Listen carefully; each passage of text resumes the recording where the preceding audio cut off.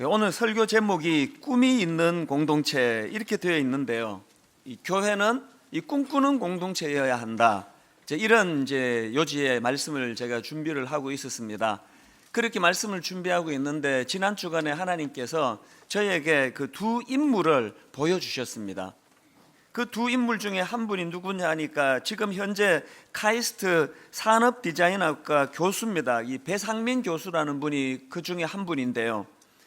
어느 분이 우리 교회 홈페이지에다가 이분의 강의 동영상을 올려줘가지고 제가 그것을 보다가 은혜를 참 많이 받았습니다. 이분이 크리스찬인데 연구소를 운영하고 있는데 그 연구소 이름이 IDIM입니다. 이게 뭐의 약자인가 보니까 I design, therefore I am. 디자인한다, 고로 나는 존재한다. 그런 뜻을 가진 연구소래요. 그러면서 그분이 설명하기를 왜 이름을 IDIM으로 지었냐 하니까 이 D자를 가지고 여기에 세 가지 뜻을 내포하고 있다는 겁니다. 첫 번째 D가 뭐냐 하니까 I dream, therefore I am. 나는 꿈을 꾼다, 고로 나는 존재한다. 그리고 두 번째가 D가 디자인입니다. I design, therefore I am. 디자인한다, 고로 나는 존재한다. 그 다음 세 번째가 donate입니다. I donate, therefore I am. 기부한다, 고로 나는 존재한다. 그 연구소가 이 세 가지 정신을 바탕으로 하고 있는 것을 드러내기 위하여 연구소 이름을 이렇게 지었다. 그러면서 이 3D, Dream, Design, Donate, 이 3D는 자기 삶의 존재 이유다. 그렇게 설명을 하는 겁니다. 그러면서 이분이 설명하기를 지금 우리가 보기에 이렇게 풍요롭고 살기 좋은 그 세상을 만난 것 같지만 현실적으로 의식주를 포함해 가지고 하루에 $10, 우리나라 돈으로 만 원도 소비하지 못하는 사람들이 90%라는 거예요. 더군다나 그 90% 중에서 약 80%는 의식주를 포함해, 이 먹는 식비를 포함해 가지고 하루 $2를 사용하지를 못한다는 겁니다. 그러니까 현실적으로 우리 이 지구상의 90%의 사람들은 여전히 이 생존의 문제, 이 결핍의 문제, 이것 가지고 씨름하면서 어려운 삶을 겨우 연명하고 있다. 그런 요지로 강의를 하는 것입니다. 그러면서 하는 말이 아이러니하게도 디자이너들은 이런 현실임에도 불구하고 그들의 모든 애쓰는 것은 그 상위 10% 사람들의 욕망을 위해서 디자인을 하고 있다. 그런 문제 제기를 하는 겁니다.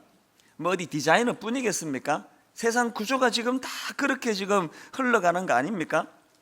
그렇기 때문에 이 교수님이 하는 말이 이런 상황이기 때문에 누군가는 진짜 문제가 뭔지를 찾아내고 그것을 해결하려고 몸부림쳐야 되는데 자기가 바로 그 꿈을 가지고 이 일을 하고 있다는 것입니다. 그럼 자기 연구소에서 하고 있는 일을 쭉 소개하는데요. 그 연구소가 또 이번에 연구가 두 가지 축으로 그렇게 나아가고 있는데 하나는 잘 사는 선진국 안에서 소외받는 어려움을 겪는 이런 사람들을 위한 자선상품 프로젝트가 있답니다.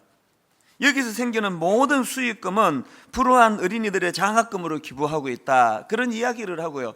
또 다른 한 축이 뭐냐 하니까 제3세계 사람들의 생존을 위한 인프라 디자인을 연구하고 있다. 아프리카 같은 데 가면은 그 시뻘건 그 흙토 물, 그 물을 정화해내서 마실 수 있는 물로 바꾸어내는 이런 것들을 개발하고 연구하는 일을 하고 있다는 것입니다. 제가 참 그 강의를 들으면서 너무 감동이 되는 거예요. 그래서 제가 다른 강의도 뒤져보고 이분의 자료도 찾고 글도 뒤져보고 하니까 외가 쪽이 목사님들이 굉장히 많이 배출되고 어릴 때부터 하나님의 영향력 아래 있다는 것을 피력하는 걸 제가 보고서 마음이 참 기뻤습니다. 그리고 제가 이분이 귀하다 싶은 게요, 이분 전공은 그 두 번째 D, 디자인 아닙니까? 근데 이걸 첫째로 내질 않고 이 디자인을 앞에 내세우기보다는 그 제일 먼저 드림, 내가 이 디자인을 가지고 밥을 먹고 사는 게 아니고 이거를 매개로 해서 나는 꿈을 꾼다. 이게 저에게 참 감동으로 와닿았습니다. 그래서 지난 한 주 동안에 제가 이분에 대해서 자료도 보고 강의도 듣고 그렇게 했고요. 그런가 하면 하나님께서 저에게 또 다른 한 인물을 지난 주간에 저에게 떠올리게 해주셨는데, 누군가 하니까 조지 워싱턴 카버라는 인물입니다. 이분은 1864년도 한참 흑인 노예 이 흑인 흑백 문제로 어려움이 있을 때 흑인 노예의 아들로 태어난 사람이에요. 사실은 제가 이 조지 카버는 한창 꿈도 없고 가난하고 그러던 저희 청소년 시절에 교회 주일학교 선생님이 이 조지 카버에 관한 그 전기 같아요, 땅콩 박사라고 하는 그 책을 저에게 소개해 줘가지고 제가 이분을 알고 있었는데, 이 꿈에 대한 설교를 준비하고 있는데 하나님께서 신문 지면을 통해서 이분을 다시 저에게 상기시켜 준 겁니다. 그래서 제가 이 조지 카버에 대한 삶을 다시 쭉 정리를 하면서 또 참 그렇게 마음이 감동이 되더라고요. 흑인 노예 아들로 그 흑인에 대한 편견이 심하던 시절에 태어났으니까 삶이 얼마나 힘들었겠습니까? 이 조지 카버는 그걸 다 극복해내고요, 그 당시에 고생하던 가난하고 무지로 힘들어하던 흑인 남부 흑인들을 돕기 위해 가지고 땅콩을 연구하기 시작한 거예요. 그 결과 이분은 그 땅콩과 관계되는 여러 가지 것들, 예를 들면 땅콩 버터, 또 땅콩 구두약, 땅콩 크림, 땅콩 식용유, 이렇게 땅콩을 활용한 식용유를 무려 100여 가지 정도를 고안했고요, 그런가 하면은 이 땅콩을 활용한 생활용품을 200여 가지를 만들어냈답니다. 혹자는 이런 말을 해요. 우리가 지금 땅콩과 관계되는 이렇게 아까 말씀드렸던 그런 땅콩 버터 이런 걸 포함해 가지고 땅콩과 관계되는 이 대부분의 제품은 다 이 조지 카버가 만든 것이다, 그렇게 이야기할 정도예요. 그러니까 돈 방석에 이거 올라앉는 거 아닙니까? 근데 이 조지 카버도 크리스찬이에요. 이분은 마음만 먹으면 얼마든지 돈을 수없이 벌 수 있는 상황이지만, 그걸 자기 재능을 돈벌이 하는 것으로 연결하지 않고 모든 사람들이 무료로 자기의 발명품을 자유롭게 이용하도록 그렇게 돌렸다는 겁니다. 제가 본 기사에 이 조지 카버와 관련해 가지고 한 에피소드를 들려주는데 이런 이야기입니다. 어느 날 어떤 분이 조지 카버 앞으로 이제 그 소포겠죠, 원인 모를 병에 걸린 땅콩 한 봉지하고 $100가 들어있는 소포가 온 거예요. 그리고 거기에 이런 내용의 편지가 있었습니다. 만약에 이 땅콩이 걸린 병의 원인과 치료법을 알려주면 매달 $100씩 당신에게 보내드리겠습니다. 여러분, 이게 지금 1800년대 이야기예요. $100 하면은 이게 도대체 어느 정도 되는 돈인지 감을 잡을 수가 없습니다. 큰 돈 아니겠습니까? 이 조지 카버가 오랜 연구 끝에 이제 그 병의 원인을 알게 된 거예요. 그런데 여러분, 이 조지 카버가 그 돈을 그 사람에게 돌려보내면서 이런 내용의 편지를 보냈습니다.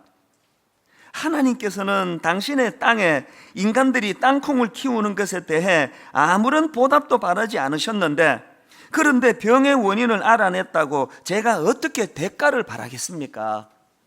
이렇게 자기가 개발하고 발견한 수많은 것들을 다 약한 자들을 위하여 나누고 베풀고 그렇게 했고, 나중에는 조지 카버가 모든 자기 재산을 다 모아가지고요, 조지 워싱턴 카버 재단을 설립했는데, 가난 때문에 또 흑인으로 태어났다는 것 때문에 이런 배움을 포기해야 되는 수많은 흑인 과학자들을 배출하는 일에 힘을 썼고, 놀라운 것은 지금도요, 이 조지 워싱턴 카버 재단에서 인종을 초월한 많은 학자들이 다양한 학문을 연구하고 있는 재단으로 여전히 쓰임받고 있다는 것입니다. 그래서 이제 이 조지 워싱턴 카버의 묘비에 이런 내용의 글이 기록되어 있다고 합니다. 그는 명성과 부를 한꺼번에 누릴 수 있었으나 자신을 위해서는 아무것도 소유하지 않고 오직 세상을 유익하게 하는 일에 생을 바쳐 전 세계의 존경을 받았다. 제가 지난주에 이 꿈과 관련해 가지고 이 두 인물을 묵상하고 살펴보고 또 자료를 뒤져보고 하면서 보니까 이 두 가지 공통점이 있습니다. 둘 다 구원받은 그리스도인이라는 공통점이 있고요, 그런가 하면 또 하나는 둘 다 하나님 주시는 꿈으로 말미암아 하나님 주시는 그 꿈이 자기들의 삶을 견인하도록 했다는 그런 공통점이 있더라는 것입니다. 오늘 우리 모두는 다 구원받은 그리스도인들 아닙니까? 저나 여러분의 삶은 누가 무엇으로 견인하고 있습니까? 그런 맥락에서 보면은 예수님의 이 땅에서의 삶의 모범도 똑같은 공통점이에요. 제가 누가복음 4장을 묵상을 하다가 보니까요, 누가복음 4장에 이제 예수님이 마귀의 세 가지 공격을 물리치시고 드디어 이제 공생애를 시작하지 않습니까? 그런데 지금 예수님이 30년의 준비 기간을 거쳐서 공생애를 시작하는 바로 그 시점에서 무슨 의식처럼 한 가지 일을 하시는데요, 뭘 하셨냐 보니까, 자, 누가복음 4장 16절부터 한번 보시기 바랍니다.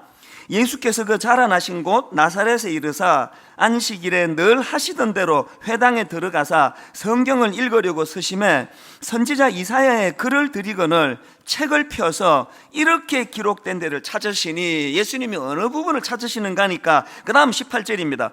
주의 성령이 내게 임하셨으니 이는 가난한 자에게 복음을 전하게 하시려고 내게 기름을 부으시고 나를 보내사 포로된 자에게 자유를, 눈먼 자에게 다시 보게 함을 전파하며 눌린 자를 자유롭게 하고 주의 은혜의 해를 전파하게 하려 하심이라 하였더라. 자, 여러분 이 장면은 한번 이렇게 상상을 해보세요. 여러분의 상상력을 가지고 지금 예수님이 30년의 준비 기간을 거쳐가지고 공생애를 시작하는 지금 그 관문인데, 왜 주님이 회당을 찾으셔서 이게 그냥 뭐 무슨 그 오늘의 운세하듯이 막 뒤져서 읽는 게 아니에요. 주님이 원하시는 구절을 찾으셔서 읽으신 게 왜 이 구절이냐는 것입니다.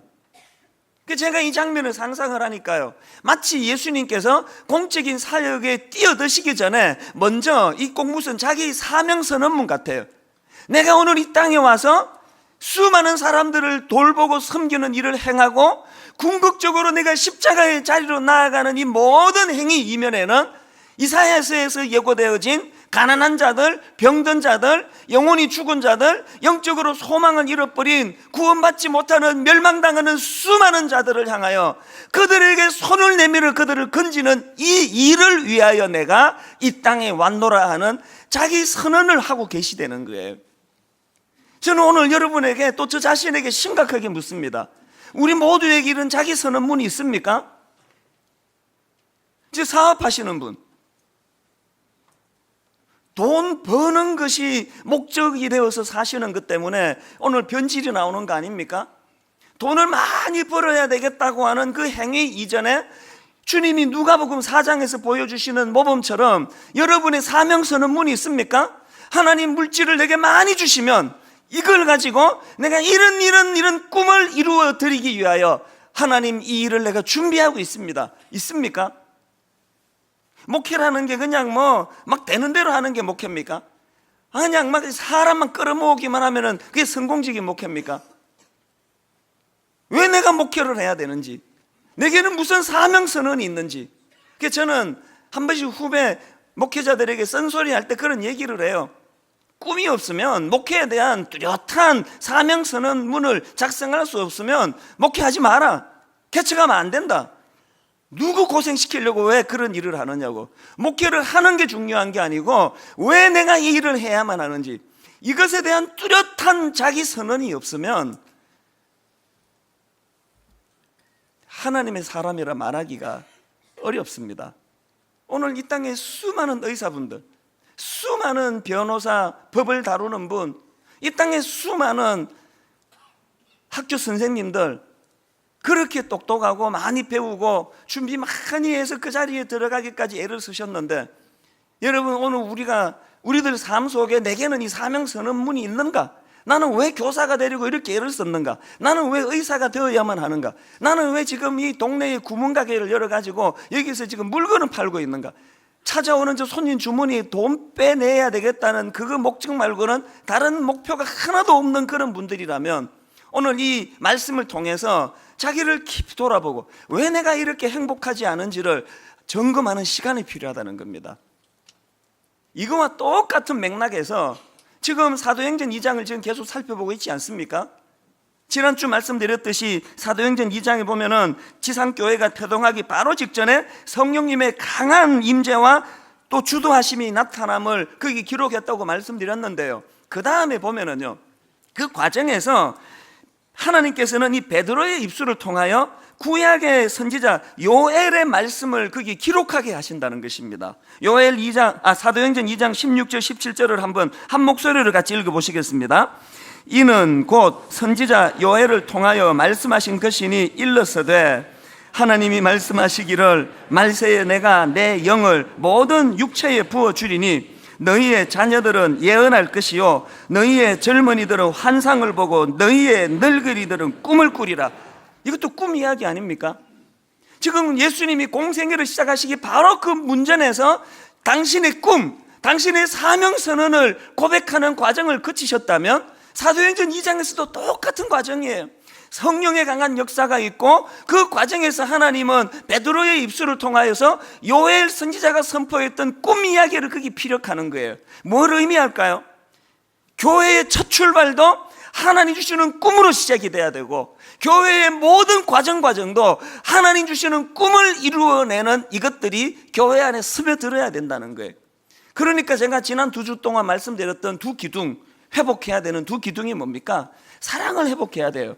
교회는 무례하면 안 됩니다. 교회는 그렇게 분노와 울분이 가득 차 있어서 안 됩니다. 용서와 용납의 공동체가 돼야 됩니다. 그런가 하면 또 다른 한 기둥, 이 사랑의 회복은 내 안에서 나오는 게 아니기 때문에 은혜를 갈망해야 돼요. 하나님의 은혜를 갈망하는 영적인 공동체가 돼야 됩니다. 그래서 이 사랑의 공동체, 영적인 공동체로서 기둥이 회복이 되면 그 밑바닥에 뭐가 흘러야 되느냐? 하나님 주신 꿈이 흘러야 된다는 것입니다. 그렇기 때문에 그 교회가 얼마나 건강한가, 여러 가지 잣대가 있겠지만 그 교회는 어떤 꿈을 꾸고 있는가, 그리고 그 꿈을 향하여 어떤 대가 지불을 하고 그렇게 달려가고 있는가. 똑같은 하나님 주신 기관으로 가정도 마찬가지 아닙니까? 우리 애가 이번에 무슨 대학 갔다, 어디 취직했다, 이런 것으로 그 가정의 건강성을 논하면 안 됩니다. 그 가정 안에는 하나님 주신 어떤 꿈이 그 바탕에 흐르는가. 그래서 저는 이런 맥락에서 이제 분당 우리 교회가 정말 다시 한번 꿈꾸는 공동체로 그렇게 회복되기를 바라는데요. 그렇다면 어떤 꿈을, 교회를 통해 어떤 꿈을 꾸어야 되느냐, 한 3가지로 제가 정리를 해봤습니다. 첫째로요, 여러분, 교회는요, 교회 공동체적으로 영적으로 충만해지는 꿈을 품어야 된다는 것입니다. 사도행전 2장 16절 17절 제가 다시 읽어드립니다. 이는 곧 선지자 요엘을 통하여 말씀하신 것이니 일러서되 하나님이 말씀하시기를 말세에 내가 내 영을 모든 육체에 부어주리니. 거듭 강조하지만 지금 하나님께서는 교회가 태동되기 바로 직전에 이 말씀을 거기 기록해 하시는 이유가 뭡니까? 모든 육체에 말세에 부어주시는 하나님의 은혜가 필요한데 그 일이 교회라는 공동체를 통해서 이루어지기를 원하신다는 것입니다. 제가 이런 생각을 해봤습니다. 그러면 교회가 회복되어야 될 꿈이 영적으로 충만해지는 그런 꿈이라면, 그럼 영적으로 충만해진다는 게 도대체 뭘 말하는가? 제가 이렇게 그 질문을 스스로 던지고 딱 눈을 떠서 봤더니요, 제 책꽂이에 책 하나가 확 뜨이는 거예요. 그 책 제목이 이렇습니다. 토미 테니가 쓴 책인데, 하나님 당신을 갈망합니다. 그래서 제가 그 책을 제가 집어들었어요. 그랬더니 부제로 이런 게 있더라고요. 내 영혼이 주를 찾기에 갈급하니이다. 오늘 우리 교회가 교회적으로 회복해야 될 영적인 회복이 뭡니까? 하나님을 갈망하는 마음의 회복이에요. 하나님, 나는 당신이 필요합니다. 내 영혼이 주님을 찾기에 갈급합니다. 그래서 제가 그 책을 이렇게 들고 있는데요, 1990년도 제가 이민생활 정리하고 갓 신학교에 들어왔을 때 그때 자주 부르면 눈물이 나던 그 찬양 하나가 불쑥 떠오르더라고요. 아마 다 아시는 곡, 요즘은 잘 안 부르는 것 같은데요, 목마른 사슴 시냇물을 찾아 헤매이듯이. 우리 한번 같이 찬양을 불러보시면 좋겠네요. 같이 한번 불러보시겠습니다. 목마른 사슴 시냇물을 찾아 헤매이듯이 내 영혼 주를 찾기에 갈급하나이다. 신학교 가가지고요, 이 찬양을 부르는데 이렇게 많이 울었어요. 사슴이 목말라 시냇물을 찾아 갈급해하는 것처럼 하나님, 내 영혼이 정말 그런 갈급함으로 주님을 찾기 원합니다. 정직하게 고백하지만요, 미국에서 제가 조그만한 비즈니스 하다가 그거 다 그만두고 한국으로 돌아왔을 때 무슨 어마어마한 수만 명의 교회를 꿈꾸고 내가 한국에서 제일 큰 중고등부를 만들어야 된다, 그런 꾼 적이 없습니다. 제 꿈은요, 이 시대 청소년들이 너무나 보고 배울 어른이 없는데, 샘플이 없는데, 내가 동네 교회 한 50명 모이는 이런 교회 가서 내가 중고등부 저 아이들에게 좋은 믿음의 선배 노릇을 해야 되겠다, 그 소박한 꿈밖에 없었습니다. 그리고 마음의 목마름이 있더라고요. 하나님, 내가 저 청소년들에게 영향력 있는 그런 좋은 목회자가 되기 위해서는 사슴이 시냇물을 갈망하듯이 주님을 목말라 하는 그런 인생이 되기 원합니다. 그래서 이 찬양을 부르면 그렇게 눈물이 나는 거예요. 주님만이 나의 힘, 주님만이 나의 방패, 주님만이 나의 참 소망. 그래서 이 노래의 결론이 이렇지 않습니까? 나의 몸 정성 다 바쳐서 주님 경배합니다. 여러분, 교회적으로 목마르게 꿈꿔야 될 진정한 꿈이 있다면 영적 목마름을 해결하는 은혜의 꿈이라는 것입니다. 저는 분당 우리 교회 모든 성도님들에게 이 영적 목마름에 대한 꿈이 회복되기를 바랍니다. 그런가 하면은 두 번째로요, 우리가 교회적으로 꿔야 될 꿈이 뭐냐? 그 꿈이 성도들의 구체적인 삶의 현장으로 확산되는 꿈이에요. 고여 있으면 안 됩니다. 우선적으로 우리 모두가 다 하나님 주시는 이 꿈을 회복해야 되는데 그 꿈을 흘려보내야 돼요. 그래서 사도행전 2장에 보면은 베드로가 인용했던 요엘 2장 28절 29절 말씀이 이렇게 기록이 됩니다. 그 후에 내가 내 영을 만민에게 부어주리니 너희 자녀들이 장래 일을 말할 것이며 너희 늙은이는 꿈을 꾸며 너희 젊은이는 이상을 볼 것이며 그때에 내가 또 내 영을 남종과 여종에게 부어줄 것이며, 하나님께서는요, 말세에 하나님의 영이 하나님의 백성들에게만 머무는 것을 원하지 않으십니다. 하나님께서는 그것이 만민에게 흘러가기를 원하신다는 거예요. 저는 앞에서 그 배상민 교수가 현실적으로 세계 인구 중에서 80%의 사람들이 의식주를 포함해가지고 하루에 $2도 소비할 수 없는 절대 결핍에 빠져 있다는 그 강의를 들으면서 이런 육적인 결핍도 이것이 절박한 현실이지만 이것보다 더 심각한 건 영적 결핍 아닙니까? 오늘 전 세계의 크리스찬들에게 이걸 물질적인 걸로 환산은 할 수가 없지만 너무나 많은 그리스도인들이 영적으로 지금 기근을 만난 거 아닙니까? 영적 갈증으로 목말라 하는 거 아닙니까? 분당 우리 교회가 만약에 은혜를 받는 그런 요소가 있다면 이거를 흘려보내야 된다는 거예요. 최근에요, 저희 교회가 지금 이제 여기서 예배를 드리고 또 한 10교회 성도 교회에게 저희들이 또 가서 이제 성도님들이 예배를 함께 드리는 이런 일을 하고 있는데요. 이제 거기에 담임 목사님들을 다 초청을 했습니다. 그래서 간담회를 가졌습니다. 그러면서 이제 도와드릴 게 없는지, 혹시 건의하실 게 없는지 이런 대화를 나누는데요. 제가 그날 참 은혜를 받았습니다. 세상의 분당 우리 교회에 이 성도님들이 얼마나 정성껏 그 미자리 교회들을 섬겨주셨는지, 그 교회에 가서 11조를 드리고 감사헌금을 드리고 예배를 정성껏 드리고 하면서요, 어떤 목사님이 그래서인가 말씀으로인가 그런 이야기를 하세요. 미자리 교회 성도가 잘 안 모이고 그러고 나니까 의욕도 잘 안 생기고 또 주중에 할 일도 별로 없고 그래가지고 이분이 맨날 축구만 했대요. 축구만. 계속 축구만 했대요. 그런데 분당 우리 교회 성도님들이 가서 예배를 드리고 함께 찬양하고 예배하면서 이분에게 목회의 의욕이 회복이 돼가지고 이제 축구 안 한대요. 말씀 준비를 하고 복음을 전하고 의욕을 갖고 있다는 거예요. 그러니까 어떤 분은 또 이런 이야기를 해요. 전에는 막 설교 준비할 의욕도 안 생기고 그랬는데 분당 우리 교회 성도들이 와서 같이 예배를 드리면서 이 목사님이 그런 생각을 했대요. 지금 방금 이찬수 목사님 설교를 듣고 왔을 텐데 적어도 이 목사님보다 설교를 더 잘해야 되겠다, 그러면서 막 설교 준비하는데 막 애를 썼대요. 그 얘기 듣고 저도 더 애쓰기 시작했습니다. 이 꿈을 나누는 거 아닙니까? 그런가 하면은 지금 저희 교회에서 하고 있는 컬처 투게더 센터. 그 꿈을 이루는 청소년들에게 꿈을 심어주는 일 아닙니까? 담당자에게 들어보니까요, 이 컬처 투게더를 찾는 청소년의 70% 이상이 이혼 가정의 자녀들이래요. 두 분 중에 한 분은 이혼해서 나가시고, 이제 한 분이 이 아이들을 키워나가는데 생계가 어렵잖아요. 그래서 온통 경제적인 어려움 때문에 마음을 쓰다가 보니까 정작 이 한창 사랑을 받고 자라야 될 이 아이들에게 사랑을 주는 여건이 되지 않는 거예요. 그런 아이들이 지금 하나 둘 그 센터에 와가지고 꿈을 같이 나누는데, 담당자가 제게 메일로요 몇 건의 사례를 줬는데 그 중에 하나만 읽어드리겠습니다. 이런 아이가 있답니다. 한번 들어보세요.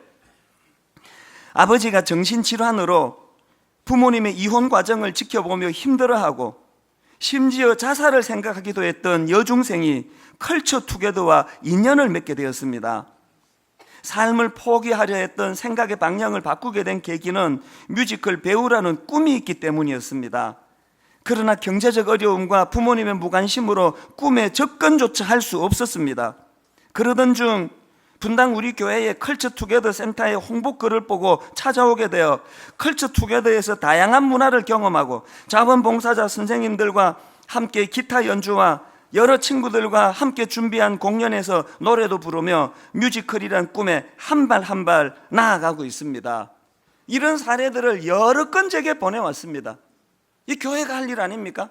먼저 우리가 하나님 주시는 꿈으로 회복이 되고 그 꿈을 흘려보낼 때 우리 주변의 연약한 교회들, 우리 주변의 작은 교회들, 우리 주변의 꿈을 잃고 배회하는 수많은 청소년들, 오늘 꿈이 없어 낙심하고 좌절하는 이 현대인들에게 그리스도의 사랑으로 꿈을 회복시켜 주시는 그 일을 하는 곳, 이게 교회라 그 말씀입니다. 분당 우리 교회가 사명을 가지고 이 꿈을 회복하고 이 꿈을 흘려보내는 좋은 교회가 되기를 바랍니다. 마지막 세 번째로요, 우리가 교회 공동체 안에서 함께 꾸어야 될 꿈이 하나 더 있는데요, 그것은요 미래적으로 하나님 나라 도래에 대한 꿈을 품어야 한다는 거예요. 지난번 요한계시록 설교할 때 말씀을 드렸잖아요. 계시록의 맨 마지막 말씀이 이겁니다. 계시록 22장 20절. 이것들을 증언하시니가 이르시되 내가 진실로 속히 오리라 하시거늘 아멘 주 예수의 오시옵소서. 왜 계시록의 마지막이, 왜 성경의 마지막이 이렇게 끝난다고요?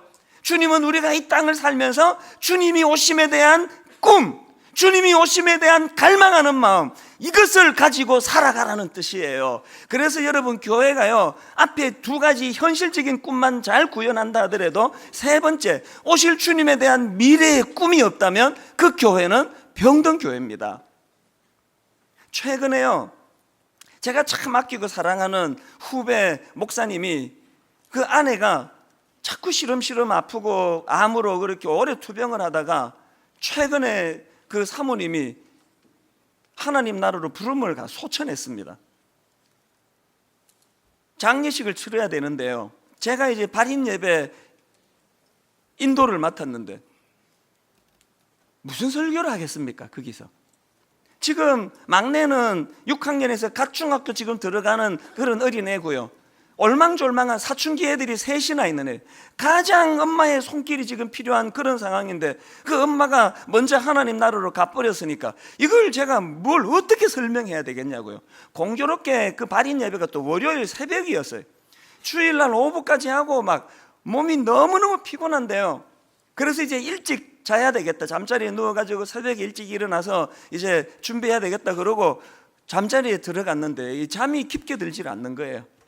한참 잤다 생각하고 시계를 보니까 12시 반, 또 다시 한참 잤다가 시계를 보니까 1시. 잠이 깊게 들질 않아요. 마음에 근심이 많은 거예요. 발인 예배 가가지고 내가 무슨 하나님의 뜻을 전할 수 있을까? 근데 여러분, 저는요 그 장례식을 통해서 그 집 아이들의 모습을 보고 너무나 제 은혜를 받았어요. 그 둘째 딸이 있습니다. 이제 걔가 갓 중학교 졸업하고 고등학교 올라가는 아이인데요, 어머니가 돌아가시자마자 그 페이스북에다가 인터넷에서 이런 글을 올렸습니다. 저는 그 아이의 올려진 글을 보면서요, 그 짧은 글 속에 이 부활신앙이 녹아있고 어머니에 대한 그 애틋한 사랑과 감사의 마음이 녹아있고 제가 그 글을 읽으면서 참 많이 울었어요. 여러 번 그것을 반복해서 읽었습니다. 짧은 4줄의 글이었는데요, 내용이 이렇습니다. 꽃은 시들어요. 슬퍼하지 말아요. 해가 뜨면 다시 필 걸 서러워 말아요. 안녕. 너무 고마웠고 사랑했어요. 그럼 꽃 같은 그대는 내내 어여쁘소서. 최근에 나온 어느 영화에 나오는 어떤 그 노래 한 대목을 인용했다고 그러더라고요, 누가. 저는 이 글을 읽으면서요, 방금 어머니를 여인 이 아이 마음속에 소망의 힘이, 부활신앙의 믿음이, 그동안 자기를 그 투병생활 중에서도 뜨겁게 사랑해 주셨던 어머니에 대한 보온의 마음이 이 짧은 4줄 안에 다 녹아 있어서 여러 번 읽으면서 제가 마음으로 은혜를 받았습니다. 꽃은 시들어요. 슬퍼하지 말아요. 그러나 해가 뜨면 다시 필 걸 서러워 말아요. 안녕. 너무 고마웠고 사랑했어요. 그럼 꽃 같은 그대는 내내 어여쁘소서. 저는 이 아이의 그 글을 읽으면서 이게 마르나타 신앙이구나. 이게 마음이 무너지고 의지했던 기둥이 빠져버리고 꾸었던 꿈이 낙심으로 찾아올 때 이것으로 끝나지 않는 인생, 다시 오실 예수 그리스도, 주님 재림하시는 그날 새하늘과 새 땅이 도래될 것을 기대하면서 이 아이처럼, 지난 1월인가 이 아이가 페이스북에 올려진 또 다른 글을 누가 제게 보내줬는데요, 마음의 준비를 이렇게 하고 있더라고요. 간단하게 집안일 하는 것도 배우고 있고 화내지 않고 가르치는 것도 연습하고 있어요. 점점 다가오나 봐요. 동생을 잘 지도해야 되겠다. 내가 집안의 여자아이로서 이제 요리하는 거, 밥 짓는 거, 방 청소하는 거, 이런 것들을 내가 준비하면서 그런 것들을 피력해 놓은 그 글을 보면서 이게 마르나타 신앙이에요. 오늘 우리는 이 순수한 어린 아이에게 배워야 합니다. 이 땅에 보이는 것들 때문에 좌절하고 낙심하고 삶의 의욕을 잃어버리고 이제 나는 끝이다, 나는 절망이다. 아닙니다. 아닙니다. 그렇지 않습니다. 여러분, 꽃은 시들어도 슬퍼하지 말아야 되는 것, 해가 뜨면 다시 필 걸 믿는 믿음이 우리의 믿음이라는 것입니다. 결론을 맺으려고 합니다. 교회는 꿈꾸는 공동체예요. 이 3가지 꿈을 꾸면서 낙심했던 사람들이 이 공동체 찾아오면 꿈의 회복이 되고, 나 혼자 남은 것처럼 엘리야처럼 좌절하고 낙심해 있던 나만 홀로 남았나이다 신음하는 사람들이 이 공동체와 함께 예배를 드리다가 하나님께서 남겨진 7천을 보여주시는 그 은혜 때문에 기뻐 눈물 흘리는 공동체가 교회인 줄 믿습니다. 저는 오늘 아침에 말씀을 마무리하면서 옛날 어른들이 참 눈물로 부르던 찬양 하나가 떠올랐습니다. 하나님께서 우리에게 주신 이 찬양, 이 같이 부르면 좋겠는데요, 찬송가 490장이에요. 주여 지난밤 내 꿈에, 찬송가 490장 우리 가사를 생각하시면서 함께 찬양하기 원합니다.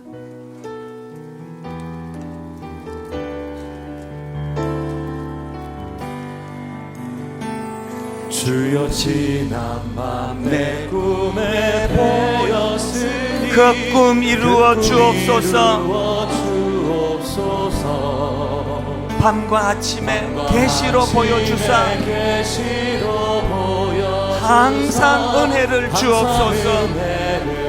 여러분, 우리에게 있는 꿈이 뭡니까? 나의 놀라운 꿈, 정녕 나 믿기는 장차 큰 은혜 받을 편이, 나의 놀라운 꿈 정녕 이루어져 주의 얼굴을 배우리라. 여기를 띄지 않습니까? 마음 괴롭고 아파서 낙심될 때 내게 소망을 주셨으며 내가 영광의 주님을 바라보니 앞길 환하게 보이도다. 우리가 가진 꿈이 이것이에요. 나의 놀라운 꿈, 정녕 나 믿기는 장차 큰 은혜 받을 편이. 우리의 꿈이 이것이에요. 나의 놀라운 꿈 정녕 이루어져 주님 얼굴을 배우리라. 우리 다시 한번 2절 3절 부르기 전에 한번 다 눈을 감아 보시겠습니까? 여러분, 영적 싸움은 이거예요. 하나님은 우리에게 꿈을 주시기 원해요. 전공을 살리기 전에 네가 꿈을 가져야 된다. 네가 가게를 오픈하기 전에 꿈을 가져야 된다.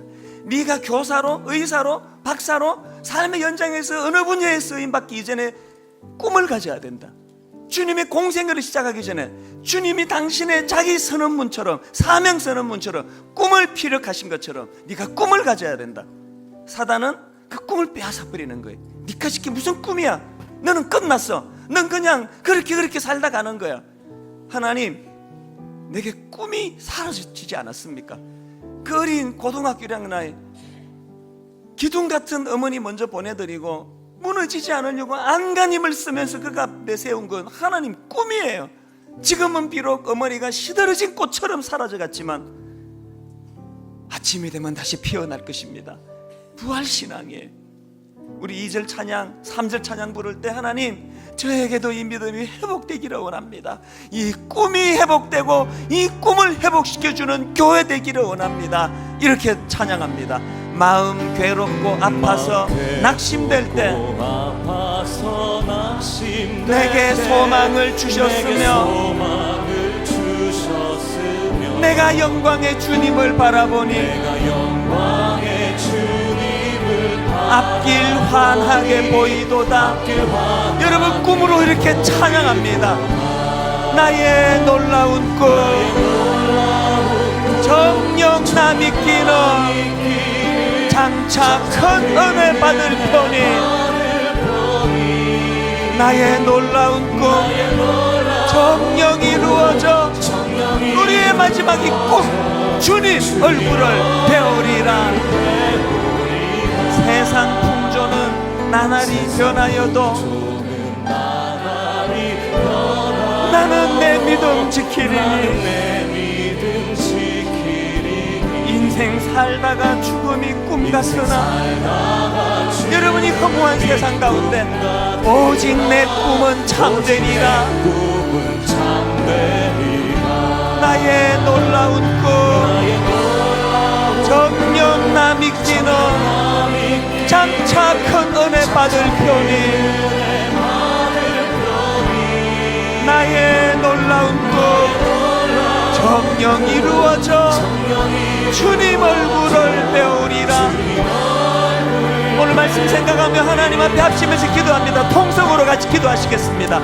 살아계신 하나님 아버지, 이 땅을 살아가다가 낙심하고 좌절하고 실패하고 어려운 일에 빠지면서 하나님, 사단이 내 꿈을 빼앗아가 버렸습니다. 왜 살아야 하는지, 왜 그 가게를 오픈해야 되는지, 왜 내가 오늘도 그곳에 나가여 출근해야 되는지, 아버지, 꿈 없이 영위하는 우리의 삶 되지 않기를 원합니다. 주님 공생애를 시작하시기 전 먼저 주님이 당신의 꿈을 피력하시던, 먼저 주님이 당신의 사명 선언문을 피력하시던, 그렇게 꿈으로 하나님 사역하시는 주님을 바라보면서 하나님, 그 은혜의 자리에 나아가기를 원합니다. 주님 은혜 주시기 원합니다. 하나님 아버지, 바람과 배신상과 같은 우리의 삶이 이곳에서 끝나는 것이 아니라 반드시 주께서 은혜를 역사하시는 하나님 주시는 믿음 하여 주시기를 원합니다. 아버지, 장차 주님의 십자가 사랑에서 나오자 꿈을 주시옵소서. 여러분, 한 가지 더 기도해야 될 제목이 있습니다. 저는 장례식을 마치고 그 후배 목사님에게 진심으로 부러워 이렇게 이야기했습니다. 당신 정말 자녀 잘 길렀다. 어떻게 그렇게 자녀를 기를 수 있느냐. 여러분, 우리 자녀들 위해 기도해야 돼요. 학원은 지금 열심히 다니는데 성적은 잘 받아오는데 꿈이 없어요. 왜 그래야만 하는지. 하나님, 우리 아이, 제가 청소년 사역할 때 보니까요, 청소년 자살 가장 많은 달이 3월달이에요. 신학기가 시작하면 두려운 거예요. 불안한 거예요. 오늘 우리가 여기서 기도합니다. 하나님, 내 아들 내 딸 꿈 주시옵소서. 십자가에서 만들어진 꿈 주시옵소서. 그리고 더 중요한 것, 분당 우리 교회가 그 아이들에게 꿈을 회복시켜주는 공동체 되게 하여 주시고 우리 가정도 그렇게 되도록 은혜 주시옵소서. 우리 자녀들 품고 이 시간 합심해서 같이 기도하시겠습니다. 살아계신 하나님 아버지, 우리 자녀들을 이 시간 품고 기도합니다. 하나님, 우리 자녀들에게 하나님 주시는 꿈이 회복되기를 원합니다. 우리 자녀들에게 하나님 주시는 꿈이 그 인생을 견인하는 은혜 주시기 원합니다. 하나님, 방금 불렀던 그 찬양 가사처럼 마음 괴롭고 아파서 낙심될 때 주님 그 꿈이 내게 소망이 되게 하시며 세상 풍조가 나날이 변화되어도 내가 중심을 가지고 살 수 있는 그 원동력도 하나님 주시는 꿈이 되기를 원합니다. 아버지, 그 꿈을 주시옵소서. 아버지, 그 꿈이 나를 견인하기를 원하며 이 선한 영향이 우리 자녀들에게 흘러가게 하여 주시옵소서. 우리 청소년들에게 하나님 그 꿈을 허락하여 주시옵소서. 하나님, 은혜가 예배한 우리 모든 어른들에게 부어지게 해주시고 그것이 우리 아버지 어른들의 꿈이 회복되는 통로가 되게 하시고 그래서 그것이 홀로 우리 자녀들에게 하나님 주시는 꿈으로 연결되는 선순환이 일어나게 하여 주시옵소서. 하나님, 은혜를 주시옵소서. 아버지 하나님, 하나님 은혜를 사모합니다.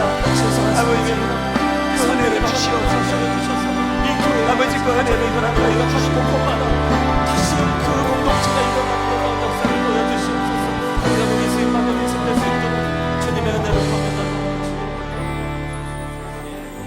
이는 곧 선지자 요엘을 통하여 말씀하신 것이니 일렀으되 하나님이 말씀하시기를 말세에 내가 내 영을 모든 육체에 부어주리니 너희의 자녀들은 예언할 것이요 너희의 젊은이들은 환상을 보고 너희의 늙은이들은 꿈을 꾸리라.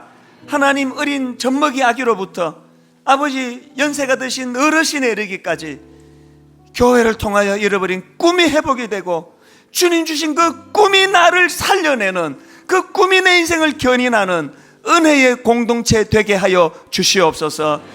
그렇게 인도해 주실 주님 감사드리옵고 예수님 이름으로 기도드립니다. 아멘. 우리 다 자리에서 일어나셔서 바로 오늘 이 말씀을 가지고 만든 찬양입니다. 우리 기뻐 손뼉치며 주님 앞에 꿈을 회복시켜달라 간구하면서 찬양합니다.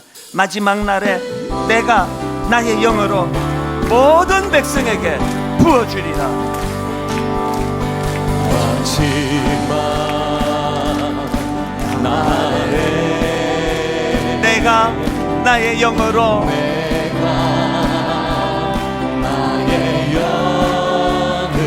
모든 백성에게 부어주리라. 아멘. 백성에게 분당 우리 교회 안에 이런 역사가 일어나기 원합니다. 자녀들은 예언할 것이요 자녀들은 예언할 것이요 청년들은 환상을 보고 아비들은 꿈을 꾸리라. 언제 이런 일이 일어납니까? 주의 영이 임하며 자녀들은 예언할 것이요 청년들은 환상을 보고 아비들은 꿈을 꾸리라. 주의 영이 임하며 성령이여 임하소서. 임하소서. 성령이여 우리에게 임하소서. 우리 자녀들을 마음에 품고 이렇게 선포합니다. 자녀들은 예언할 것이요 자녀들은 예언할 것이요 청년들은 환상을 보고 아비들은 꿈을 꾸리라. 주의 영이 임하며 자녀들은 예언할 것이요 청년들은 환상을 보고 아비들은 꿈을 꾸리라.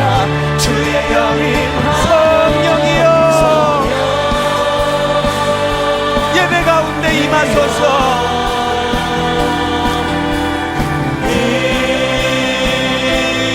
하소서. 성령이여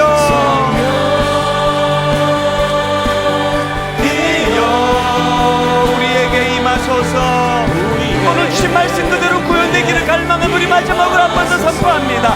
자녀들은 예언할 것이요, 자녀들은 예언할 것이요, 청년들은 환상을 보고 아비들은 꿈을 꾸리라. 주의 영이 임하면 자녀들은 예언할 것이요, 청년들은 환상을 보고 아비들은 꿈을 꾸리라. 언제 이런 일이 가능합니까?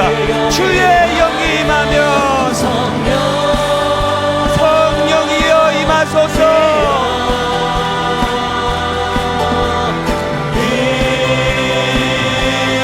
하소서.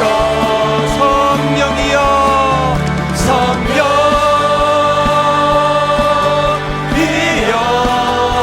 우리에게 임하소서. 우리에게 임하소서.